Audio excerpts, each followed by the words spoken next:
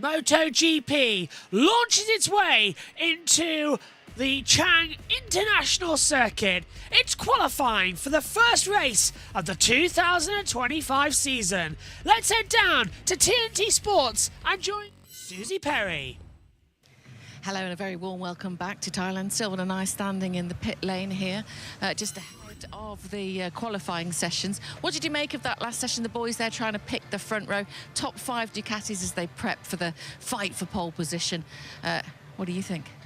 I think it's tight. I mean, that session, obviously, we saw more race pace, but it's tighter than ever. We've seen, you know, the Honda's doing really well. Argura, again, really quick on the race pace. You know, all the Aprilis there. Bsky had a bit of a problem, but he was quick on that with that pace as well. But again, at the end, all the Ducatis rising to the top. So it's going to be super tight for the qualifying. We know that. Difficult to pick, you know, an order there. But once again, you know, I think it was confirmation that the Honda's looking good in race stream as well. They've made such a massive step from last year. I'm really pleased. Nobody mentioned Franco Morbidelli for the front row in the commentary team. Would you throw him up there? Yeah, 100%. He's got lots of speed, and you know, Frankie's a funny one. He needs to feel at home. He needs to feel, and I think for him this year, being back with the VR46, that's going to be a major effect on his performances. And also sort of riding the same bike that he was last year. You know, that continuity is really helpful, isn't it? But the story, of course, is the fact that Pecco Bagnaia has to go through Q1 to get to Q2. You think that it would be a given, pretty much. But let's find out the feeling in the garage. Nat is down there talking with Davide Tardozzi. Davide, Pecco having to go through Q1, not part of the plan, but there were a couple of circumstances that contributed to that yesterday. What were your thoughts on what happened on Friday? That there was a mistake of the marshal. I see that the race direction have also made a press release, apologized to Pecco and us, but anyway, the rules are that when there is the yellow flag, you have to slow down, and that's it. I think that Mike Webb, the race director, stick to the rules, and that's it. Are you confident then that he can put things right in this qualifying session? Everything can happen, as you know, but I think that Pecco has absolutely the potential to be in Q2 and to be also in the first row. So we'll see what's going to happen. It seems that this year everything is very tight. I mean that the gap from the others is closer now, but in the end we have some Ducatis on top, and we are very happy about that. I don't think anyone's surprised to see Mark at the top. He's made the transition seem very smooth, and you must be very happy with that. Yeah, we are very happy, but we are happy to see Morbidelli first, to see Aldeguer fourth, to see Alex and the other Ducati really competitive, and looking forward. It's the first race, looking forward. 44 races to go. Thanks, David. Thank you. Thank you for the reminder of that, Davide Tardozzi. Yeah, just kind of telling us there what we knew about the penalty yesterday and the fact that he got his laps taken away from him. I suppose the story is, obviously, we know how fast he can go. We've seen that. But he finds himself in Q1 for the first time in over a year, which can be a little bit disconcerting, just trying to play devil's advocate a bit here. Yeah, and things can go wrong. You know, there's a short amount of time. There might be some yellow flags out there, so he's got to put that lap in. Otherwise, it's going to be super tough. You know, him qualifying outside the top 12, not being with the Marquez brother at the start, it's basically game over for the races. So he's got to get through. It was very unlucky yesterday with those with that yellow flag and Morbidelli. I like the fact that yesterday that everything was there was mistakes made. You know, on the race direction side, on Frankie Morbidelli's side. But I like the fact that everything's been straightened up really well. The communication was good. Communication was clear. There was an official press release, and yeah, and I think everybody was happy about that. But including Davide and even Pecco, you know, obviously they're not happy with the situation, but they were happy that things were sort of like, you know, dealt with in the correct way. We're looking at the KTMs. They were the sort of best of the rest going down. Maverick Vinales and Brad Binder missed out the cut by, well, less than 1/10 of a second. It was so extremely tight yesterday, as you mentioned. So would they be two of the favourites that could be battling with Pecco to get through to Q2, do you think? Yeah, I think they can have, you know, really good pace, especially on the time attack. I think the race for them at this moment in time looks more complicated, you know, for the race distance. But on the time attack, you know, getting the best out of the sticky tire, when the soft tire is completely new, they have a good chance as well. Yep, well, they're going out behind us now, so this is the fight to go through, of course, to Q2 to fight for pole position. It's on here. We go in MotoGP. Commentators Michael Laverty, Neil Hodgson and Gavin Emmett. For the first time in 2025, qualifying is underway for MotoGP at the Chang International Circuit in Buriram, Thailand. Welcome along to Q1. Maverick Vinales has to go through along with Brad Binder. Pecco Bagnaia, the big surprise, having to go through. Jack Miller, Fabio Di Giannantonio, Luca Marini, Miguel Oliveira, Anea Bassini, Felmin Ardegir, Songkat Chanchu, the local hero, Lorenzo Salvadori debuting for Jorge Martin and Alex Rins as well. Track temperature, that is at 49 degrees Celsius. Air temperature, 34 Celsius. Wind coming in nicely, 2 kilometers now 43% humidity at the front, and it is baking out here. It's 10:51 in the morning, and the atmosphere is tense. What are we going to see? Who's going to go through, and who is going to be our first sort of losers of the season as well? Who are your picks to enter Q2, says Sean? It's a really interesting guess. You have to pick Pecco Bagnaia as one of those to go through, and then who do you pick? Because it's a really close field behind in terms of who could sneak through. The KTMs look good as well. You can't discount as well the chances that Yamaha might pull something out of the bag with Alex Rins. Jack Miller as well, the same reason. With it being on another Yamaha, a factory Yamaha, of course, on that Prima Pramac bike. Then there's Miguel Oliveira as well, so there's a lot to contend with. My two picks, they're going to be Ducatis. I think it will be Pecco Bagnaia and Fabio Di Giannantonio who are going through, of course, with the VR46 team having the GP25 bike as well, which is basically the same as the GP24, with just the same engine, of course, that's changed over. Pecco and Brad, says Rajiv as well. I'd love to know what your thoughts are back at home. Get in touch with us here on the chats and let us know. Beautiful conditions here in Thailand. We, for the first time, start MotoGP here in Buriram, and it's an interesting place to get started. It's a night race to start. Usually we're in Qatar, so it's a night race for us here in the UK. Day race over there for them lot. But it's a fast circuit. It's a good circuit. And Megan Birch, who'll be here for the sprint race, is very excited as well to see what could happen. Check in with the world feed. Gavin Emmett and Neil Hodgson.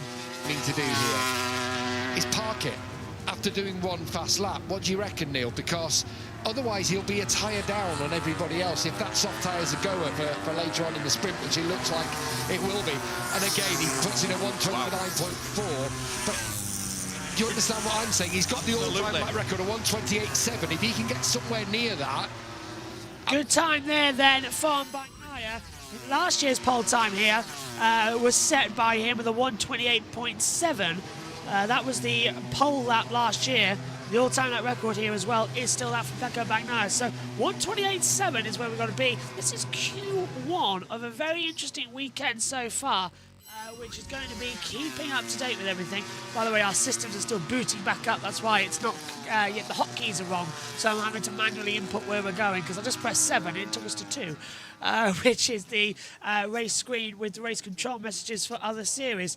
So Bagnaia looking okay at the moment, 0.078 down with a soft front, soft rear tyre compound, as you can see on your monitors. Fastest second and third sectors coming his way though. Sector 3 was a 25.432, Sector 3 22.575. Di Giannantonio close as well with a beige lap, 22.744. He's looking good. As I said, the two Ducatis at the top at the moment to go through. That was the best sort of look possible to boost it forward. Di Giannantonio also very much will be hoping that he can improve. He's getting the toe off of Bagnaia. Up to the line we come then. It's a short exit here, and it's a 1:29.180 fast lap, and another fast lap as well coming in from D'Antonio, 1:29.601. So it's 4/10 the gap at the moment, them separating themselves. That's more like it. Ferdinand here, 1:29.942. Alex Rins comes in as well with a 1:30.1. Jack Miller rockets up into third place now, though, with a 1:29.730. Brad Binder goes into fourth, 1:29.846. Much better lap time, much better punch to the mark here, which is exactly what they needed to see and exactly what they needed to do. 9 minutes and 50 seconds to go of Q1 then. And don't forget, there'll be 2 runs as per normal. The opening run, they'll come back into the pit lane, either change tyres or change bikes and go out on the next run out there as an ice bag on the top there of Pedro Acosta, fighting the heat out here as well. As I said, track temperature is at 49 degrees Celsius, air temperature 35 degrees Celsius as well. And hopefully, I want to know as well in the YouTube and Twitch chat, did everybody look up to see the planetary alignment last night? It's still happening now if it's dark where you're around the world. I hope you all looked up. We did. We had binoculars and we could see all of space. It was fantastic to see the planetary alignments as well. But will the stars align for Pecco Bagnaia to get himself out of Q1? Right now it's looking good. First run's over then here as they all start to dive into the pit lane. This is Somkat Chantra, who's running in 9th position at the moment. Home hero, number 35, making his debut in MotoGP, coming in from Moto2. What a legacy he's got in this series as well. 106 Moto2 starts with 2 wins, 2 poles, 3 fastest laps, 6 podiums as well. Did the Thai Grand Prix here in 2018. That was his debut in Moto3. But yeah, last win was Japan in 23 for Somkat Chantra. But I remember when he was on the podium here and everyone went nuts. I think Chantra win here in Moto2 as well. Bagnaia watching on in the pit lane. Getting used to this new timing tower that we've got here as well. Very Formula 1-esque. Bagnaia, lap 3 or 4. Gigi Dall'Igno and Davide Tardozzi speaking with him.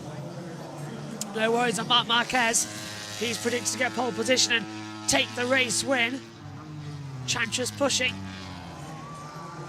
Ride tracker actually isn't working by the looks of it over there on the main monitors. That can always see back home.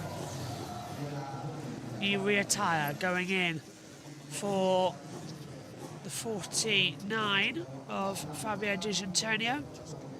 The VR46, because Franco Morbidelli got through to Q2 out there earlier on. 7 minutes to go. The tensions start to rise. The atmosphere, it's cautiously bubbling back. We're all just sort of expecting the same thing of nobody crash, but let's see if we get an interesting runaround. Fans watching on with the South African flag there for Brad Binder. We see a replay of him now. Braking hard, and the front of the bike dipping in, the rear tyre coming off, and a bit of leather flap by the thigh there for Brad Binder. He's really sort of chuffing it away. Who doesn't love that MotoGP's back? Honestly, smiling already. What an atmosphere.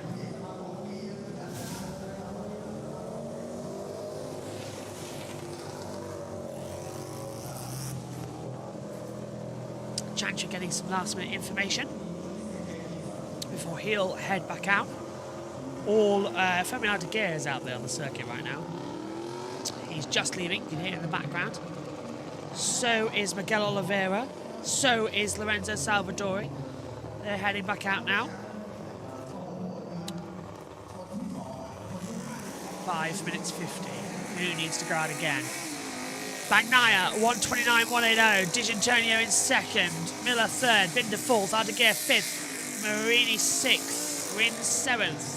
Bashini 8th, Chancho 9th, Salvadori 10th, Vinales 11th, Oliveira in 12th place. And it is a new fastest lap time as well that's coming through at the moment. So better lap times, better speed, better, just everything. Better, and better. Don't forget, this grid also sets not only the sprint race, but the Grand Prix as well. It's the same lineup. So you get 2 bites at the cherry when the lights go out. Hello, Krista. Hopefully you're doing well, my friend. Nice to see you. One says, Fabio Quartararo, go, go. Fighting for 3 poles with the arm pump. Aisha says, Fabio Quartararo 20 with the devil horns as well. Come watch your team this weekend. Myself and Megan Birch. Argentina. Myself, Megan.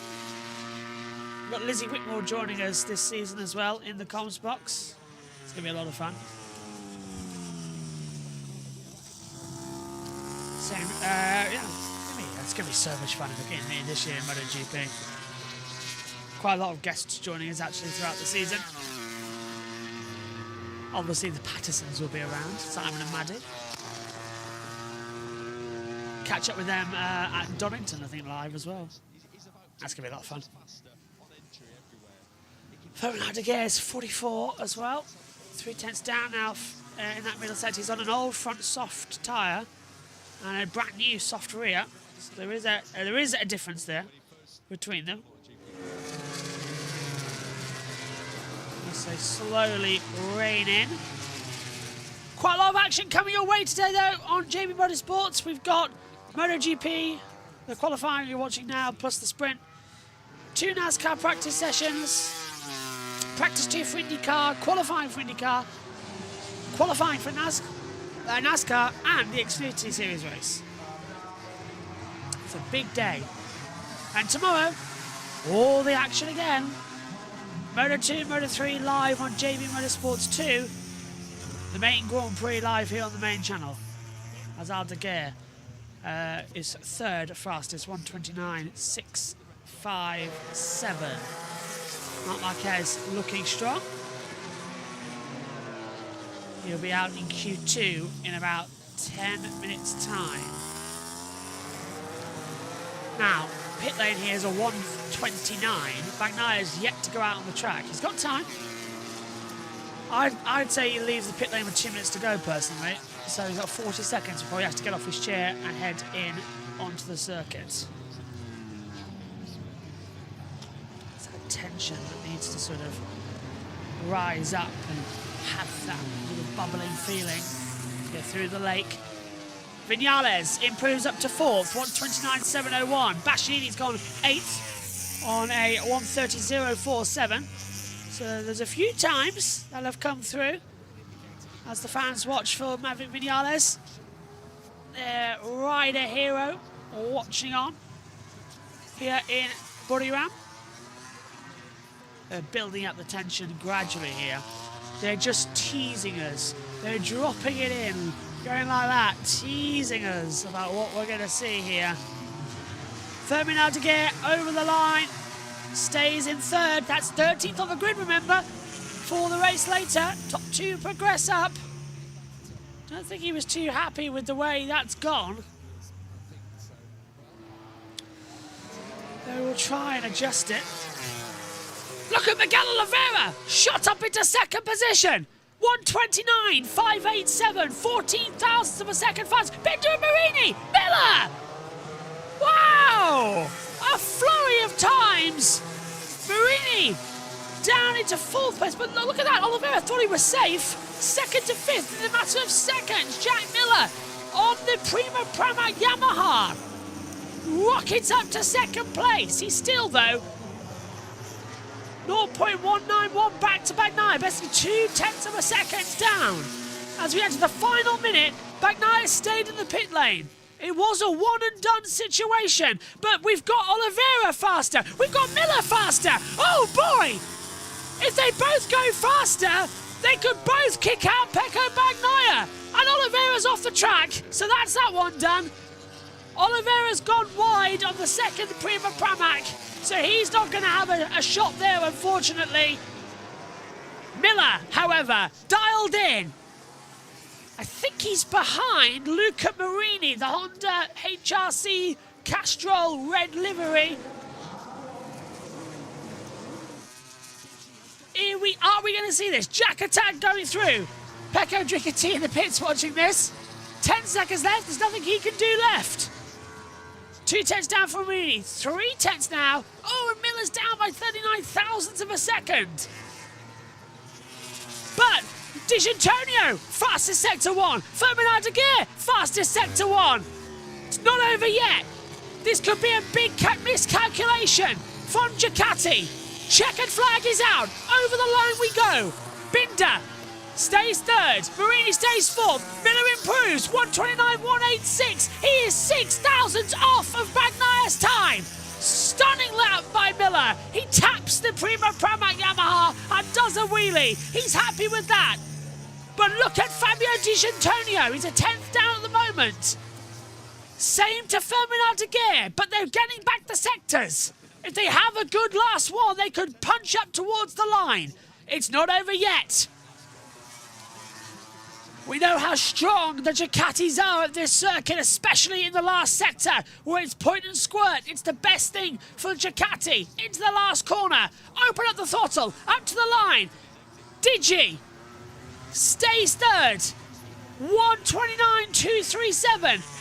We all turn to Ferdinand de Geer on the Grassini. The BKA Grassini bike over the line. 7th to 5th. Rins not improving. Miller second. The big surprise is Jack Miller on the Prima Pramac Yamaha getting through to Q2. Bagnaia goes in as well. What a session. Wow. Miller is happy with that. He's doing the Dr. Dangle mid-corner. He's showing off now, and so he should. Remarkable lap time and a stop in the pits. Bagnaia and Miller, 1-2, but lining up 13th on the grid for the Tissot Sprint and the Grand Prix is Fabio D'Antonio 13th, 14th Brad Binder, 15th Ferdinand de Geer, 16th Luca Marini, 17th Miguel Oliveira, 18th Maverick Vinales, 19th Alex Rins, 20th Enea Bastianini, Somkat Chancha, the local hero, is 21st, and Lorenzo Salvadori is 22nd. Let's head down then to Susie Perry. Just to top in the session, 6 thousandths of a second if he'd have got ahead without traffic. Yeah, exactly. He had a good marker. It wasn't too bad, and as Neil said, he just set up the last corner, but good to see a Yamaha can match Ducati in the last sector. Really good for Jack, and you see the wheelie, the fist pump. It means a lot. Now he's in the top 12, and that changes the whole, pretty much the complexion of the weekend. Now you're in with a shot, but look at how the Yamaha stops. He gets it turned, and he doesn't lose. Well, he loses a little on Pecco in this last sector. Accelerates off well, and he knows as soon as he crosses the line, job done. He's in the top 12. Big shake of the head, and he's pumped. He's enjoying this Yamaha. Absolutely superb for Pramac Yamaha. Let's not forget that's a new team coming in, and they've been pushing, but really is a terrific result for them. What a result. I mean, first race for them, first qualifying for them, and also, you know, for the team, but also for the riders on the Yamaha. So absolutely brilliant. Jack Miller on that Yamaha, though, there's something to it. You know, you look at him on the bike, it looks comfortable. It looks like he's tried loads of different manufacturers now, Jack. Yeah, and he's just able to throw it around. To me, it looks like really comfortable on that bike, and I've got to say, it's almost like, yeah, it's nice to see, and it should be a surprise, but I'm not surprised. I love the way, you know, the body language of Jack Miller on that bike. It just looks good. It looks right for him. So that's really good sign for the rest of the season. But the tactics of the factory Ducati team, couldn't have been any closer than that. I mean, you've got to say they did get it right in the end, but I bet they won't do that again. No, closer to the wire than any of us thought. We were sat there watching it. 4 tenths advantage after the first run. You think, I'm saving 2 tyres because I'm going for the front row today. So Pecco, Christian Gabarini, they were in discussions, and they decided to roll the dice, and it worked out in their favour today. Oh, it's an unbelievable session, wasn't it? So we've got a couple of Hondas already in Q2, which is a sensational story as well this weekend. Unbelievable that. I mean, the turnaround from last year, a bike that looks unrideable, a bike that, you know, the riders were crashing like being last in the race. You know, it was just unreal how bad that bike was. And then suddenly, like a switch, we rolled up here. Well, they've had the test and they were good at the test, but rolled up here, and in qualifying mode, in race mode, the race simulations, everything looks good. And when you see the riders, you know, on the images, they just look comfortable. The bike is moving around. That's great to see, and great to see the, you know, the Japanese manufacturer finally catching up. And your man Johan Zarco, he's found himself through. And Jaromir, we can catch up with Honda now because Nat is with Lucio Cecchinello. Well, Lucio, I think it's fair to say there's been a lot of people really pleased to see Honda, your boys, but also in the factory, up in the top half of the timesheets and really in the mix across this weekend. How encouraged have you been by the work over the winter and this weekend so far? Yeah, let's say that we see some light out of the tunnel. Has been a very tough period, especially the last couple of years, and now we can see that definitely we are in the right path with the development of our bike, and Zarco, the most experienced rider, have positive feelings, and we are still some gap to cover, but definitely we are in the right way. What is the likes of Johan saying? Where's the biggest improvement been? What are they happy with? Well, we have tested so many parts, but I would say that definitely the new engine is allowing our rider to open the throttle a little bit earlier because the power delivery is smoother. Also, we have done a couple of interesting development on the electronics, the traction control software, on the engine brake software. We improve a little bit, and yeah, let's say that now we are still working on the aerodynamic package. We think that we have some room to improve on that area, but we still need to solve some other, let's say, some other related issue. Like you say, light at the end of the tunnel, which is positive. Let's get a quick word on Som Kjær, who's just had his first qualifying session in MotoGP. His home race as well. How is he feeling about this weekend? Yeah, he's for sure he has a tremendous amount of passion. Imagine, you know, home Grand Prix, first time in MotoGP. But we are quite pleased because he's, despite his position, is not. I mean, is in the on last position, but I would say that what is interesting is the gap. The gap is not so high, and we need to leave him time to understand the bike and eventually, let's say, catch the other one in the next couple of races. Good to talk to you, Lucio. Thank you so much.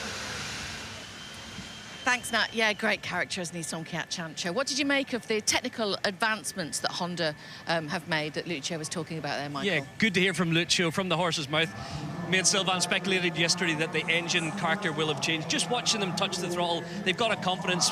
The shots we've seen this morning of Marini just pivoting the rear around the last corner, that's a redder connection, throttle, bum, rear tyre, and they didn't have that before. So it's an amalgamation of all the parts, the hard work done over the recent years, but they've put a package together, electronically refined the traction control, the corner entry, and it's all coming together. So good to see those positive steps. I love the way that you, as you know, you take the technology and you reduce it down to our level, but throttle, bum, rear tyre, that is really pushing it, Michael. The track's at 50 degrees now at Sylvain. Is there a point, a cliff point, where the tyre falters here, or are we still good?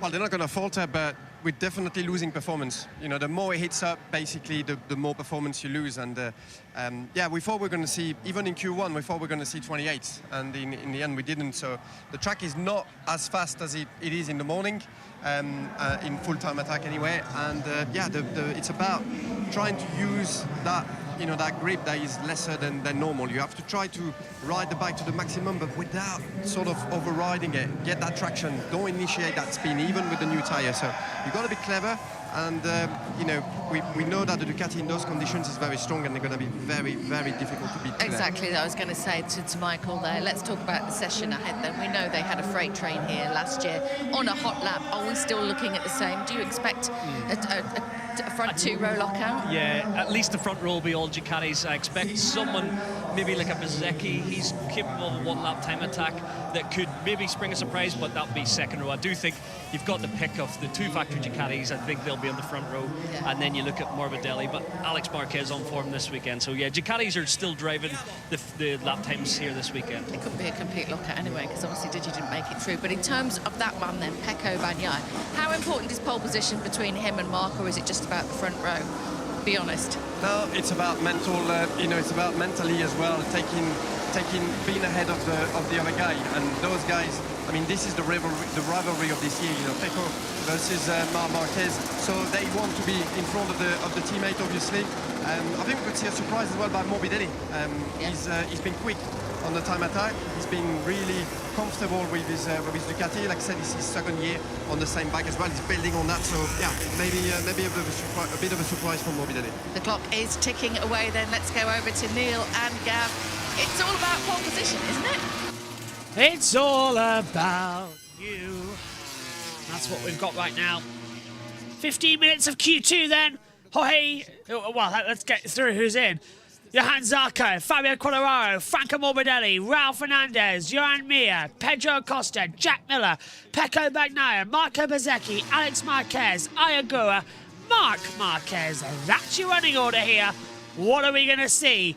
Who will be on pole position for the first MotoGP race of the year, both sprint and feature? Well, tension rises. Atmosphere's coming up. Iceman, you are correct. Fox have the rights in USA for it. Joe Samiego will have more on that, being our current resident American on the broadcast team. What are we going to see? Who will we see looking good out there as the action continues on? On board with Pedro Acosta in the number 37 looking on. My pick for pole position, you've got to go Marc Marquez. King of the test. Will he become the king of Thailand here at the Chang International Circuit on a brand new bike, the Ducati factory team? Is he about to show everybody who is boss? It's 11:16 over here in Thailand. 4:16 a.m. where I'm commentating in the UK as well. A lot of action, a lot of intrigue, a lot of speculation as to what could happen. As Bagnaia's first sector is at 18.181. Alex Marquez, 18.245. So some better sectors coming up, as you can see on the timing monitors above my head. Into the braking zone. 4, 5 and 6 come up close together before the openness of 7. Let's have a look. My streaming network crashed. Oh, I'm so sorry. Glad we can help you with the timings, and we'll provide you with all the necessary information as well. So, second sector lap times coming through. Banker lap time so far. 27.4 for Zarco, 25.8 Quartararo, 25.9 Morbidelli, 9 for Fernandez, 25.6 Mir. I think it's Pedro, yeah, it's Pedro Acosta. There's Bagnaia, 25.5. Yep, Bagnaia and Alex Marquez, the fastest sector times at the moment as they come in to the last corner. Squeeze the throttle, over the line we go. Bagnaia, 129.259, sets the benchmark. Alex Marquez, 129.490. Ralph Fernandez, 130.053. Fabio Quartararo goes fifth. Acosta, second, 129.473. Zarco, sixth. Marc Marquez, seventh. Jack Miller, eighth, 32.7. Marc Marquez's banker, 33.3. Miller, 33.9. Bezzecchi, sixth. Ayagura, seventh. Great job, by the way, from Ayagura. And Honda to actually have in Juan Mir. He's put it fourth on the grid. Honda finally seemed to have something back. Morbidelli, fifth. And now the sector times are starting to come through. Bagnaia and Alex Marquez quite close together. Bagnaia's dropped a lot, actually, in sector 2. 70 thousandths down, looks a little bit unsteady with the bike. But Marc Marquez is up by 0.2 of a second. Here comes Marc. Alex closing in behind Pecco. Iceman says, I predict that Alex would win the first Grand Prix, his first Grand Prix this year. Would be nice to get that in round 1. I doubt it'll happen in this round, but nice to. He's already won, I think, 3 sprint races. That information's never on our systems up here in the comments box. Sector times are really now closing in. Marc Marquez estimated to P1, but Alex Marquez has found time in the 3rd sector. Over the line we go. Bagnaya's not done well. Alex Marquez to provisional pole position. It's a 1:28.928. His brother, though, knows best. And across the line, it's a 1:28.782 for Marc Marquez. Much better lap time. That is around about... Oh, that's capturing previous. Trying to work it out on my head quickly. 0.5 faster. He's half a second faster. Marc Marquez is half a second faster than his teammate Pecco Bagnaia is now coming to the pits. What are we seeing here in Buriram? What drama, what intrigue, what change. There is so much to play for in MotoGP 2025. Beautiful Gulf livery on the front of the track house here. And Ayagura is 3rd for Trackhouse, as Sean says. Unbelievable stuff for Trackhouse. Coming into their own with this new livery. Pushing hard. This is amazing. I cannot believe what we're seeing here.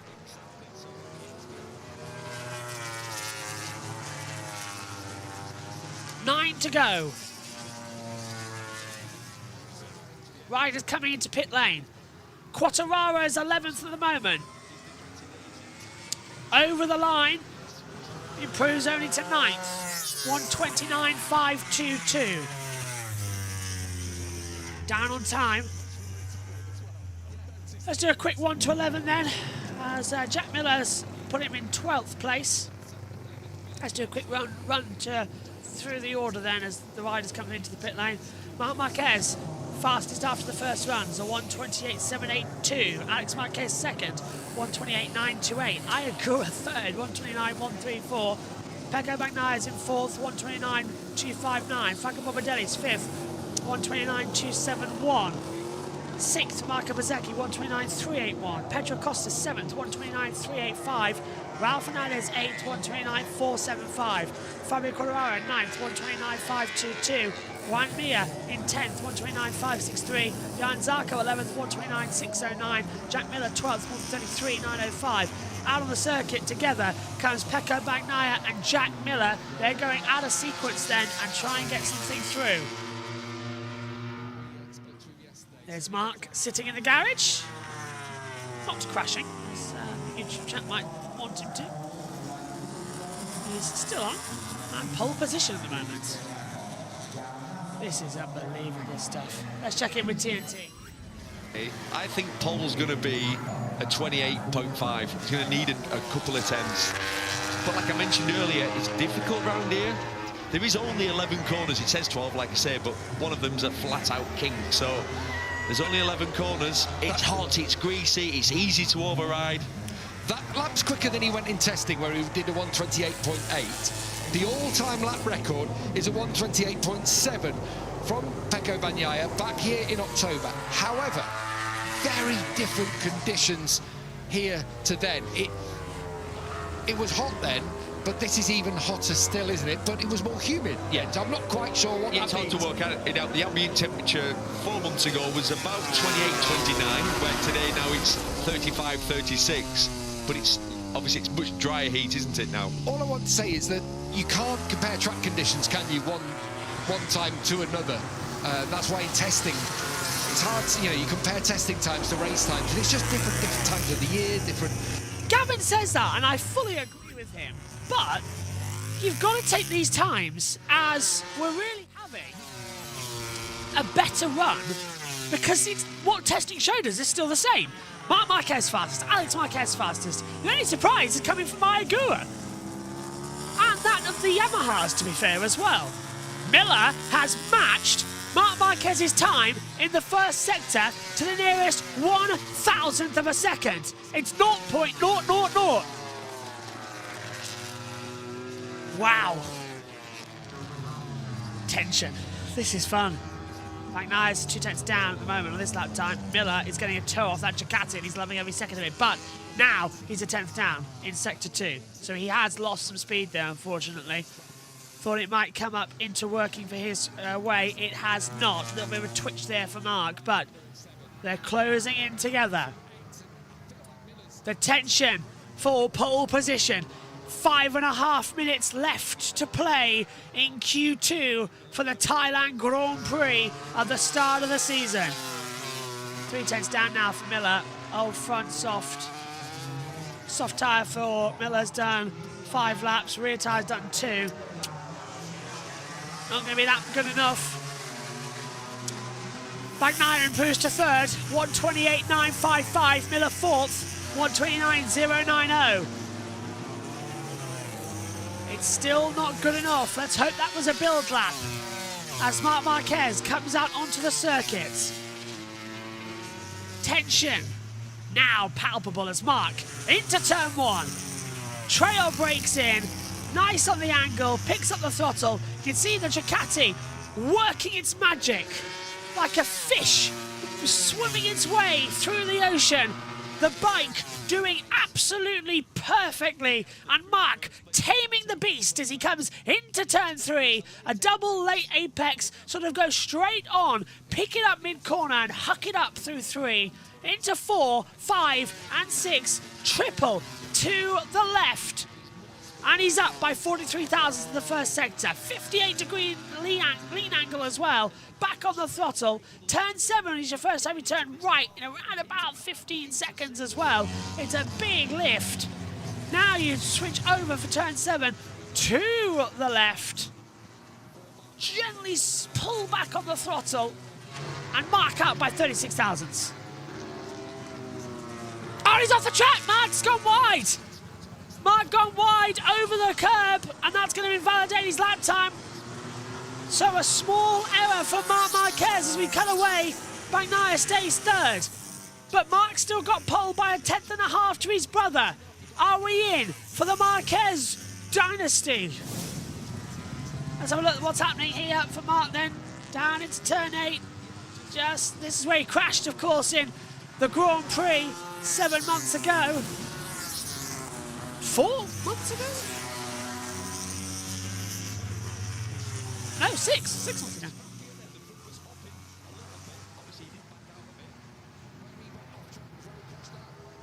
Pedro Costa, still in 8th place. Yellow flag! Yellow flag's out. So, who's gone down?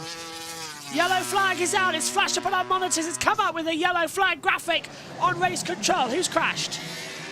It's Marco Bezzecchi. Marco Bezzecchi has crashed in Sector 2, down at turn 3. And that's going to spoiled Marc's lap, actually, on this second run. His first sector was an 18.121. And he's into the gravel as well. He's up and walking away, but that's a yellow flag. Let's have a look.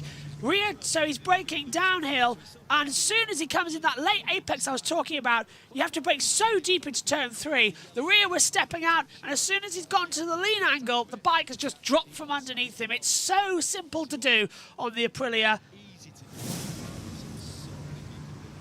Jorge Martin, not in this one, of course. Raul Fernandez 7th, Juan Mir 10th.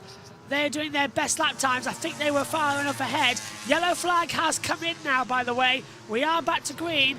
And lap time cancel for Marc. Alex Marquez, Marc Marquez, and the 79 as well of Ayagura due to yellow flags. That's what's flashing up on my monitor. So too for the 37 and the 5. So Zarco and Acosta also having their lap times lead. We've got a second yellow flag out there on the circuit. Somebody else has gone down, and that's Marc Marquez coming in the first sector, and it's Juan Mir. Juan Mir's gone down. Now, where's that? That's also at turn 3, and that's where Marc's coming through again. So Marc is going to have his second lap time deleted, and Marc's furious. He's holding his hands up, and he runs wide as well. Marc, do you know where that crash is? Because you've gone wide there, my friend. You can't crash into yellow. That was Marc taking a little bit of a risk there. Alex Marquez coming in as well. So the heat getting to people down at turn 3. Let's have a look at Mir. Braking, rear steps out. It's going to be an identical crash. Oh, it's happened later on. It's happened mid-corner. He's just lost balance. and dropped the front. So he tried to pick it up, but it didn't work out, unfortunately, for Mir. He got it fine. It's a different crash to what we just saw a second ago with the Aprilia as well. I just mid-corner. It's like he had 3 bites of the cherry to get it down. Not good for HRC. 30 seconds left then. We will have another run to the session flag. Who's crashed? A couple's crashed so far.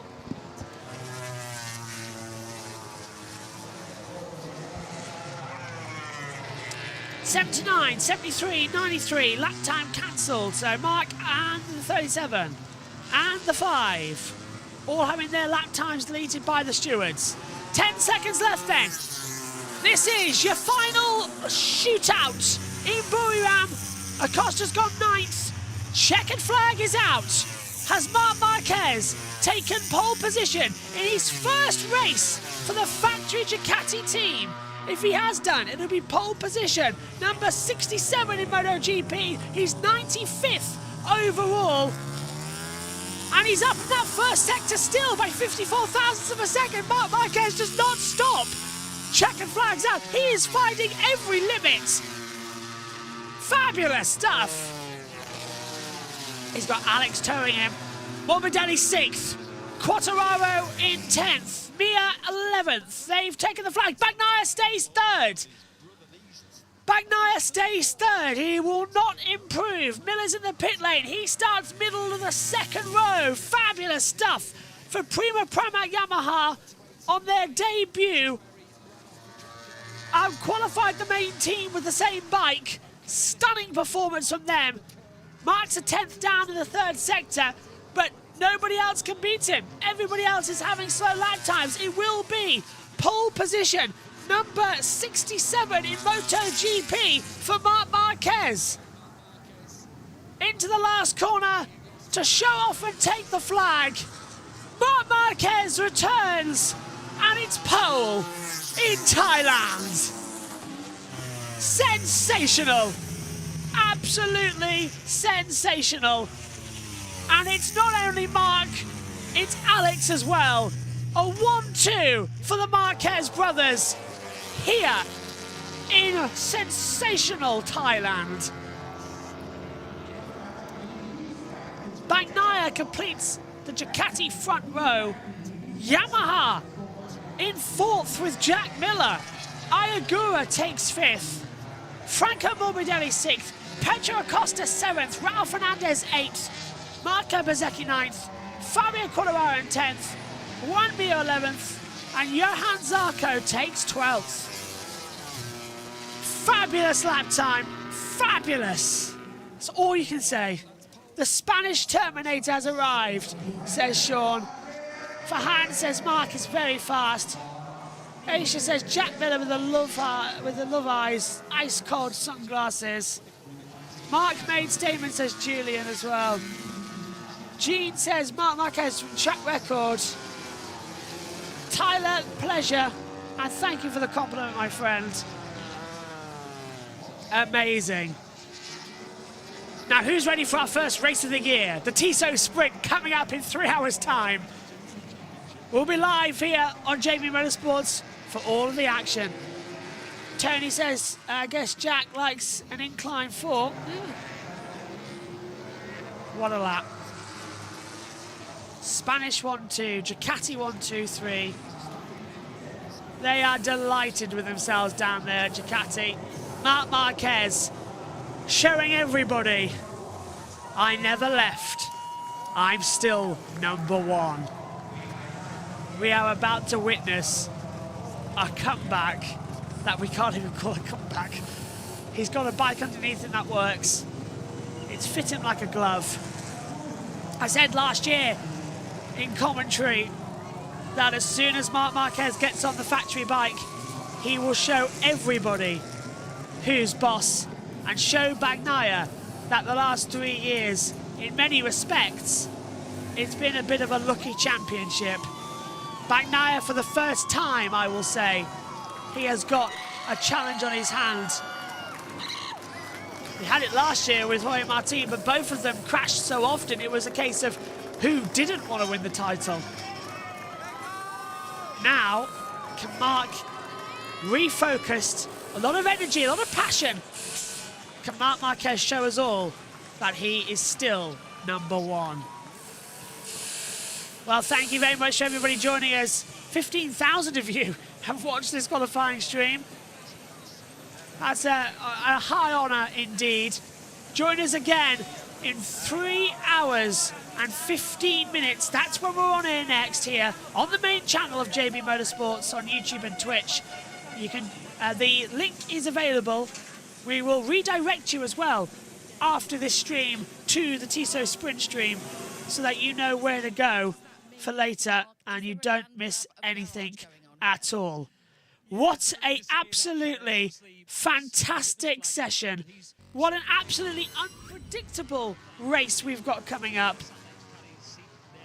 Iceman says, you're getting up there in the world, JP. Oh, thank you very much. I'm loving every second of this. MotoGP's back.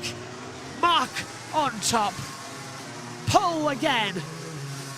Let's see what the first sprint race of the year has to offer. Join us again in 3 hours' time. Bye-bye.